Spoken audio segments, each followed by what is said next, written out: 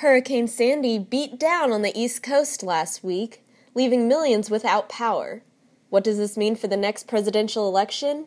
Inside Franklin caught up with Professor Randall Smith to find out. As far as how things will look for Tuesday, this is something that the analysts are really scrambling for today, trying to figure out what's the impact.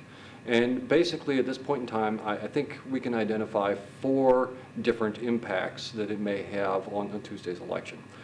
The first one has to do with infrastructure. And what we know is that when there is natural disaster, infrastructure is hurt most often in the lower income areas. This will mean probably that lower income people will be less able to get out to the polls, much less actually having electricity on and the ability to run lights and voting machines when they get there. So what sort of effect would this have? Well, the effect would more than likely, given that lower income people tend to vote Democratic, this outcome will actually favor Romney. The second impact that we see, having a large event, a large natural disaster, or any large event occurring in late October, we oftentimes call it the October surprise, permits the campaign to change a little bit. Barack Obama, for example, in this case, is able to be seen as more presidential. Obama has to be on the ground where the disaster has occurred. Romney has been able to continue hitting all of those swing states, those undecided voters. He's got a plan for Florida, Ohio, Iowa, Wisconsin, Virginia.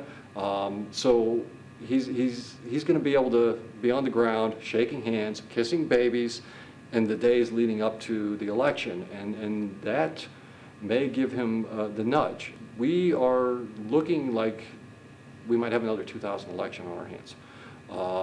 So it's very possible, and a lot of analysts are suggesting at this point in time that while Obama may win the White House, he will likely lose the popular vote. The other thing we have to keep our eye on is that in order to win the Electoral College, in order to win the White House, you have to win 270 Electoral College votes.